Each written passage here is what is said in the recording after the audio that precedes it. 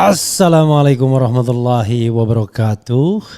Sobat RH sekalian, jumpa lagi kita di channel yang keren ini. Keren Cadas. Ya, Sobat RH sekalian, ada hal yang menarik ya untuk kita bahas soal yang terkait dengan IKN. Jadi Sobat RH sekalian, yang namanya menjanjikan sesuatu dalam kampanye atau visi dan misi itu boleh-boleh saja. Bikin yang muluk boleh-boleh saja. Tapi apakah ada kekuatan untuk segera melaksanakannya? Makan siang gratis sebagai contoh misalnya. Waduh, semua orang mungkin karena takut sama Prabowo, oke, makan siang gratis, masuk visi dan misi. Dan itu dicatat masyarakat, diingat masyarakat. Lalu di antara pendukungnya sendiri bingung ketika bicara tentang makan siang gratis. Dan kalau itu dilaksanakan, maka akan ada proyek yang sudah dijanjikan sebagai keberlanjutan, yaitu IKN, ya mungkin dikorbankan, tidak akan dilanjutkan.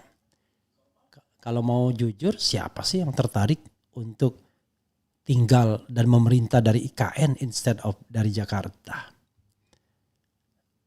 Prabowo mau dia di IKN sana. Saya meragukannya.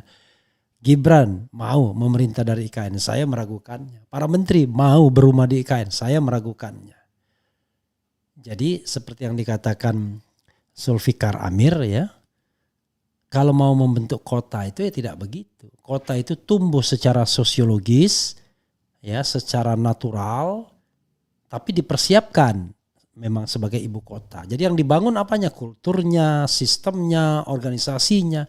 Padahal kalau kita lihat IKN 10 tahun lagi saja belum tentu siap untuk menjadi ibu kota kalau seandainya kita ingin tidak hanya membangun infrastrukturnya tapi juga kulturnya, termasuk kultur politiknya, kultur birokrasinya. Begitu kalau kita mau membangun peradaban. Kalau sekedar bangun-bangun saja tapi mentalnya masih mental buang sampah sembarangan, mental rusak lingkungan dan lain sebagainya, ya berat. Maka tidak heran nih, Sudrajat Djiwandono ya sudah mulai berkata yang berbeda.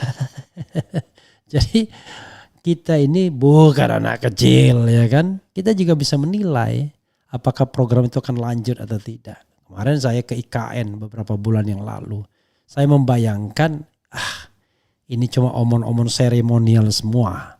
Seandainya memang nanti pindah atau katakanlah 17-an di sana. Itu seremonial doang.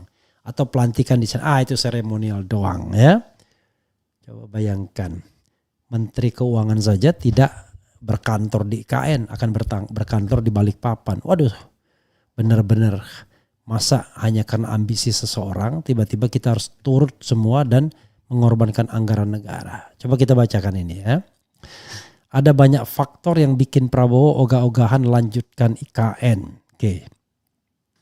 Populis Jakarta, pegiat media sosial Tonanda Putra mengungkapkan bahwa ada banyak faktor yang membuat Presiden terpilih Prabowo Subianto seperti tidak mau melanjutkan pembangunan ibu kota Nusantara IKN di Kalimantan Timur. Salah satu faktornya adalah masalah pembiayaan. Menurut Tonan, anggaran pendapatan dan belanja negara APBN akan terkuras untuk mewujudkan program makan siang gratis sehingga Prabowo Subianto akan menyetop pembiayaan IKN dari jalur tersebut dan memindahkannya melalui investor. Ingat, kalau kita membangun IKN mengandalkan investor, apalagi investor luar negeri, nggak bahaya tak? Ini yang kita bangun ini adalah pusat pertahanan negara.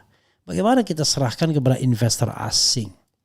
Bagaimana mengamankannya dari katakanlah proyek-proyek spionase misalnya. Saya nggak habis pikir kalau kemudian membangun ibu kota negara tapi yang dipakai uang luar negeri. Ini mau dijadikan apa IKN ini? Mau dijadikan Washington atau mau dijadikan kembali seperti Jakarta? Kalau Washington dia jadi pusat pemerintahan saja. Kalau pusat pemerintahan, pertama Washington itu tidak jauh dari New York. Yang kedua, ya memang bisnis di Washington itu tidak dahsyat, kotanya relatifly tidak terlalu ramai dibandingkan New York. Gedung-gedungnya juga tidak terlalu tinggi-tinggi karena dia bukan kota bisnis, tapi betul-betul kota pemerintahan. Nah IKN ini mau kemana? Kalau dia misalnya tiba-tiba berpikir untuk investor asing, kan kita berpikir bahwa IKN menjadi kota bisnis lagi, bukan hanya kota pemerintahan. Atau kota untuk mengakselerasi pembangunan Indonesia Timur misalnya. Kalau 01 jelas mengatakan tidak tertarik melanjutkan IKN ya. Oke. Ada banyak faktor yang bikin Prabowo ogah-ogahan. Pertama, Prabowo akan stop pembiayaan IKN dari APBN ya. Kemudian sementara itu, ini mantan Gubernur Bank Indonesia 1993-1998 sekaligus Ketua Dewan Penasehat Partai Gerindra, Profesor Sudrajat Djiwandono mengungkapkan pandangannya mengenai sejumlah program Prabowo Subianto Gibran Rakabuming Raka seperti makan siang gratis hingga pembangunan IKN di Kalimantan Timur. Sudah mulai ya, nepotismenya keluar ya. Jadi yang dari klan Prabowo keluar semua itu. Ia berpendapat bahwa makan siang gratis merupakan program yang penting untuk mengatasi permasalahan gizi di Indonesia seperti stunting. Saya kira iya, masalah stunting itu sesuatu yang benar-benar terjadi di masyarakat kita dan kita tidak bisa memperbaikinya jika sudah terlambat. Kata Sudrajat dalam program Rosi Kompas ya. Kemudian ketika ditanya mengenai IKN, Sudrajat mengatakan jika belum mampu maka sebaiknya tidak dilakukan karena banyak yang harus dibangun. Ya kalau untuk itu ya belum dong karena yang harus dibangun begitu banyaknya mulai dari nol kok ucapnya.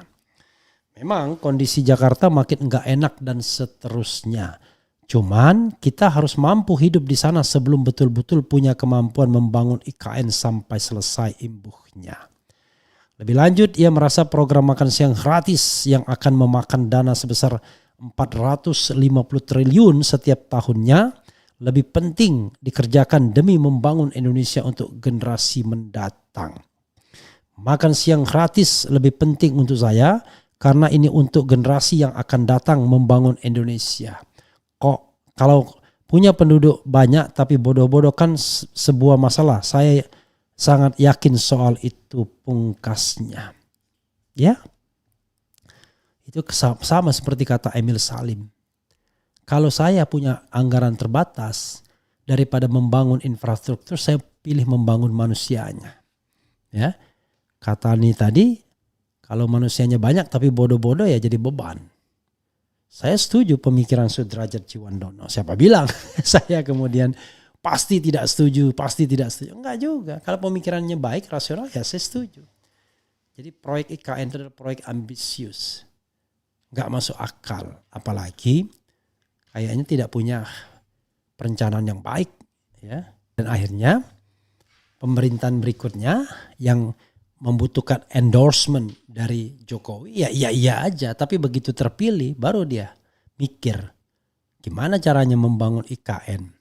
Dengan anggaran negara sementara dia punya program lain yang juga membetot anggaran. Yaitu program makan siang gratis. Itu pun kita tidak tahu siapa yang dapat makan siangnya dan kapan dimulainya program itu. Ya, mudah-mudahan segera setelah dilantik langsung program makan siang gratis bisa diluncurkan. Kalau sahabat era sekalian, kalau programnya itu baik-baik saja ya kita dukung. Nah bagaimana kalau dalam program makan siang gratis itu tiba-tiba kemudian penyediaannya, providernya diserahkan kepada nepotisme, KKN terjadi. Nah itu yang kita kritik. Jadi bukan makan siangnya yang kita kritik, tapi providing makan siangnya yang kita kritik, providernya kita kritik. Nah disitulah peran oposisi untuk menjaga agar jangan free riders, penumpang-penumpang gelap ini menunggangi semua proyek. Sehingga proyek itu berbiaya mahal karena banyak sekali harus dibagi. Dan orang Indonesia kan paling pandai. Begitu tercium proyek mulai cawe-cawe semua. Banyak sekali program-program yang so-called dianggap hebat, baik. Tiba-tiba dibajak di tengah jalan. Atau jangan-jangan program itu diciptakan untuk memang dibajak. Terutama para pembajak-pembajak APBN. Itu soalnya kan. Jadi dalam konteks ini ya jangan kita bicara benci-benci dan lain sebagainya. Terlalu dangkal pikiran Anda kalau bilang, wah ini karena benci tidak suka. Enggak, kita ingin menjaga pemerintahan ini agar jujur dan amanah. Walaupun kita terluka dengan pemilu yang curang, tapi tetap berharap pemerintahan yang dihasilkan jujur dan amanah. Soal tidak yakin itu soal yang lain, ya. Itu saja sobat era sekalian, mudah-mudahan bermanfaat. Wassalamualaikum warahmatullahi wabarakatuh. Keren, cadas.